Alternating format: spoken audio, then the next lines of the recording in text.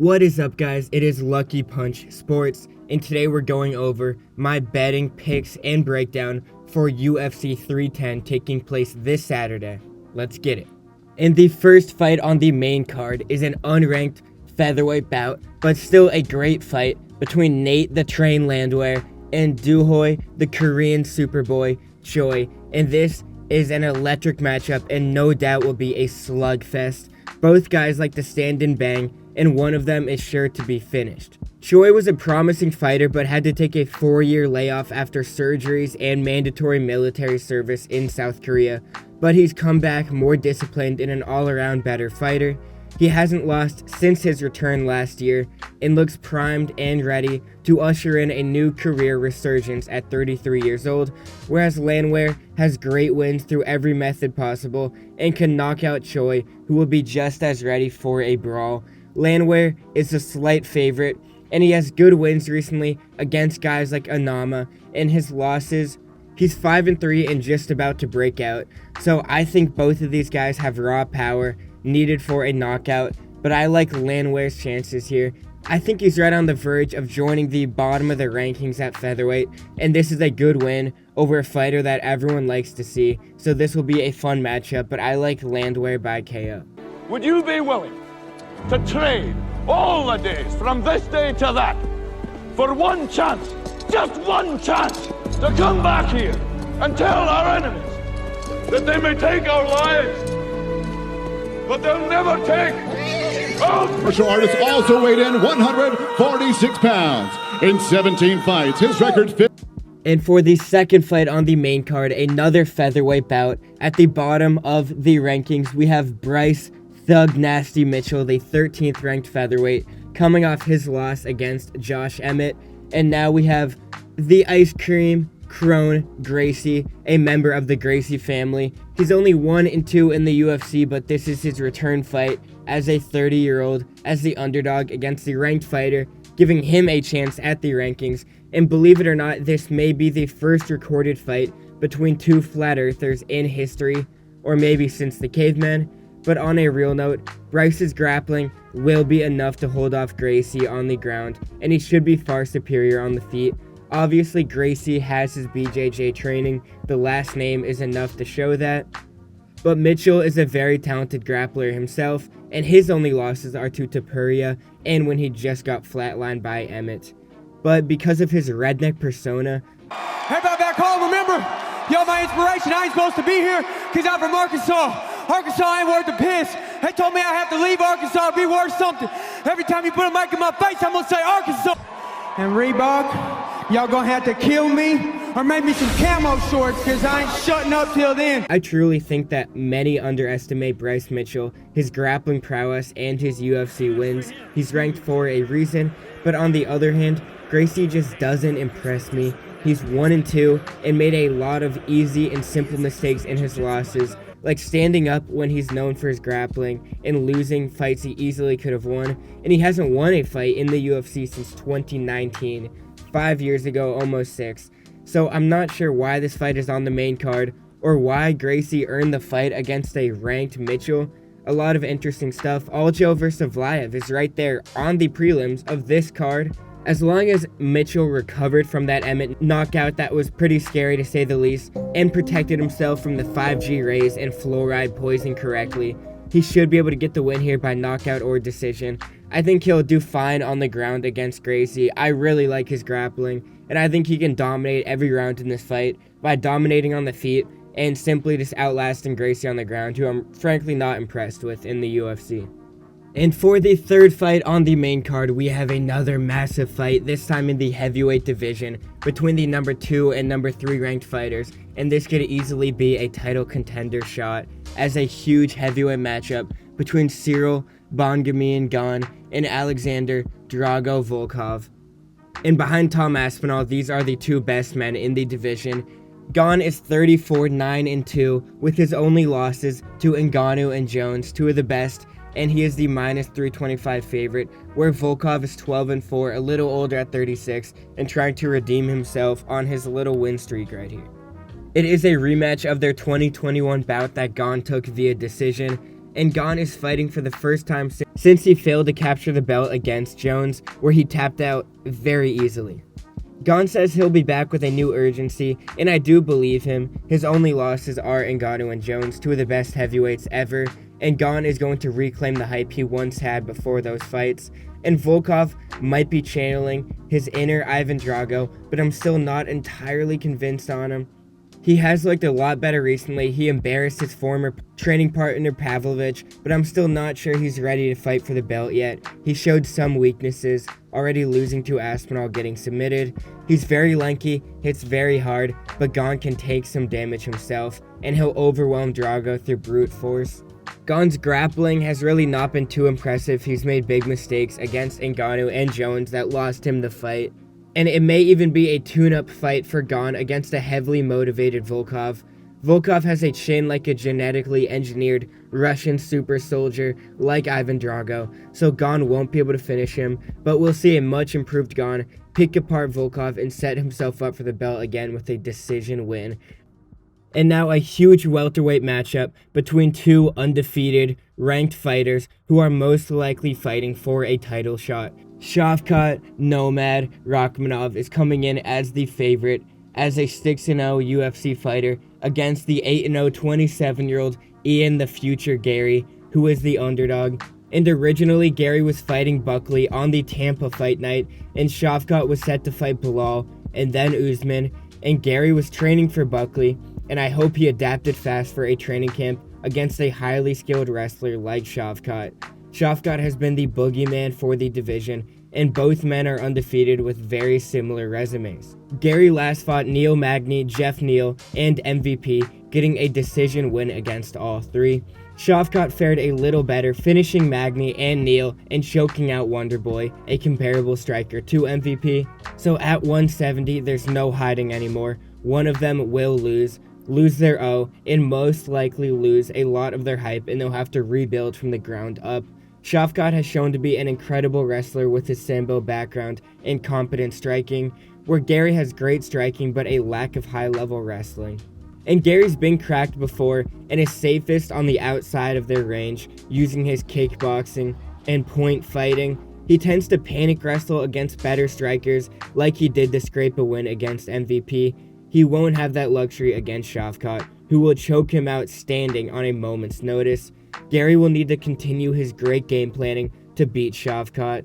It's his only path to victory, by standing at range and staying active, piecing up Shavkat and waiting for an opening. Garry hasn't shown that plus power at the UFC level yet. This is Shavkat's fight to lose. He's on a huge finishing run.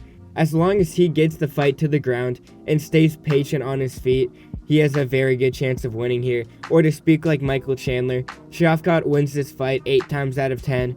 However, I'm taking Ian Garry as the dog in the fight, where I think he can perfectly execute that game plan, stay very active, and is the first man to beat the Nomad. Garry always understands what he needs to do to win a fight. I think Shavkat will even get cocky with Garry being so passive and staying outside, kind of like Izzy, where they point fight on the outside. Shavkat might get a little greedy throughout the fight, something we haven't seen from him yet, but this is a huge opportunity for both men, and I think Ian Garry can somehow pull out a win here against Shavkat. And now, what you've all been waiting for, the main event, a historic flyweight title fight between the champ, Alexander the Cannibal Pantoja, versus the rising bantamweight champ, Kai Asakura. I will defend flyweight until the day I die, and this fight will be proof of my claims. This is Pantoja's third title defense and Asakura's UFC debut. And if you haven't seen Asakura fight, he finds explosive finishes with rising rules and has the bravado of a champion in the chin to back it up. Asakura fights in straight lines, punishing his opponents to fail to crack his chin. He doesn't use a lot of head movement or defensive footwork, and he prefers to intimidate by taking damage and dealing even more. This fight will be a true test of his tactics, as Pantoja never fights below full effort. Both of these fighters seem to be two separate sides of the same coin, with all the violence and effort they put into every single fight. Pantoja is hated by those who don't watch him fight. He gasses every single fight, but somehow maintains a reserve tank to continue chugging through the championship rounds. And these are two fighters who love violence and will be bringing it to the highest level. Pantoja has never been finished, while Asakura has been by guys like Manel Kape. So there are questions on Kai's level of opponents, so Pantoja could be a level above the Ryzen fighters, but Asakura fought at 135 and already looks shredded ahead of his weight cut, so that could play into the fight as well. And Pantoja is undefeated against current ranked flyweights, and this could be his hardest test in a long time. And like most of Pantoja's fights, I predict a 5-round battle to the death, with both men on the brink of losing multiple times throughout. Asakura will bring a challenge, and this will be a slugfest, but I see Pantoja outlasting Kai and winning a close decision to retain the belt. And before I get into my picks, I'll go over the credibility I have built up. 51-34 in main card picks, and my lock of the night, if you need a guaranteed hit, you need an extra leg in a parlay, is 14-2, and we're looking to get better. So, going through my main picks on the main card, we'll start with Landwehr versus Choi in the featherweight division. I think this will be a fun fight, and 100% will end in a knockout. So I'm taking Nate Landwehr by knockout. I think he's just a little bit better, and he's about to prove it in this fight. And then Bryce Mitchell versus Gracie, another featherweight bout. I'm taking the favorite, Bryce Mitchell. I think he simply is a better fighter. I think his grappling will obviously be good with Gracie, but Mitchell is very good at it too. And I think he'll recover from his last loss and get a knockout win over Gracie right here.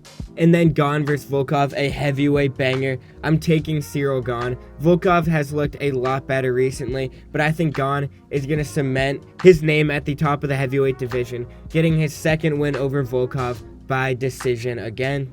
And then for the co-main event, I'm taking my first underdog of the main card for the welterweight Ian the Future Garry. I think Shavkat is undefeated. He's called that boogeyman for a reason, and I don't think Ian Garry's scared, but Ian Garry needs a perfect fight, and I think he might get it.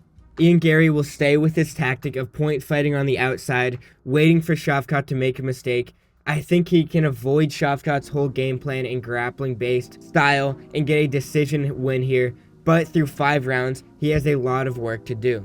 And then for the main event, this will be a very fun fight and an exciting fight. Two guys who love violence, who love fighting. Pantoja versus Asakura for the flyweight belt. I think Pantoja will defend his belt by decision. Once again, Pantoja uses every ounce of energy, so I think after a bloody 5-round fight, both of them are going to get dropped in it, but Pantoja will squeak out a decision win, but Asakura will stay in the UFC and will be back for more, no doubt. And before we get to the Lucky Punch Award show, I want to go over these prelims because it is an incredible card. It is just as deep throughout the early prelims as a lot of main cards are. You have Chase Hooper on the early prelims, Joshua Van, one of my favorite flyweights, an exciting fighter who had a brawl at UFC Noche. Weidman and Eric Anders on the early prelims was on the main card at UFC 309 for a while. You have Brian Battle on the prelims, such an exciting welterweight, putting his name in the division. Evliya vs. Sterling is an incredible matchup with a former champ and should be on the main card over Mitchell Gracie or Landwehr Choi, but will still be a great prelim fight. You have Temba Garimbo fighting against Vicente Luque. That will be a fun fight. And then Dominic Reyes will be attacking Anthony Smith and hopefully beating him. But a fun fight throughout. You don't want to miss any part of it.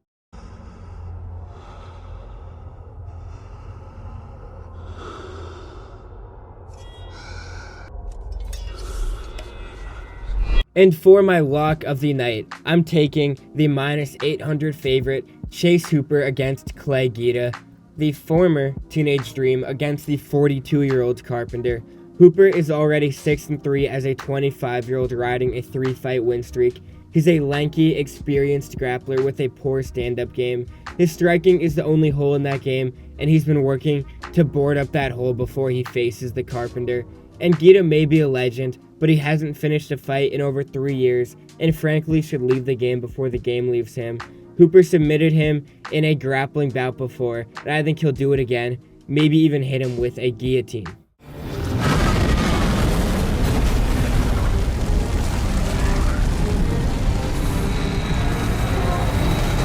And the punchline of the night is Rakhmonov vs. Garry in the Game of Thrones. There will be a new #1 contender for the welterweight title and a leader of the new era at 170. The crown at 170 has been bouncing around for a few years now, as former royalty Usman, Leon, and OK fighters like Colby lost that belt to Father Time. A new era will be ushered in after this fight, and I do think the winner of this fight will be the leader of the new core, as Garry and Shavkat are just two of the new welterweights on the rise. One of them will lose their O, and another will gain the title shot to take the Iron Throne from Bilal. This will be a fun fight and the start of a new era.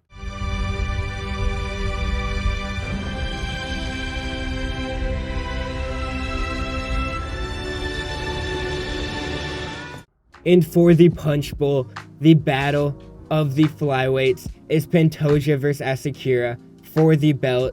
Not many have fought for the belt in their debut, and this will be a guaranteed banger. Pantoja has defeated every flyweight put in front of him for the belt, and he somehow times his gas tank perfectly every time, exerting 100% of his energy in every title defense he's in. Even as he defends his belt for the third time at that, Pantoja never cowers and fights boring or afraid to lose. He goes all out, and I have no doubt Asakura will bring the same energy and violence into the ring. Asakura has a street fighting background, loves to bleed, and relies on his chin in the pocket. This will be a bloody title fight, and they'll both be ready for a war. So that includes my card picks, betting predictions, and overview for UFC 310. Comment down below about my picks, anything you have to say about the card, anything you liked or didn't about the video. I love talking with you guys. Leave a like if you enjoyed and subscribe to see more, and I'll see you guys next time.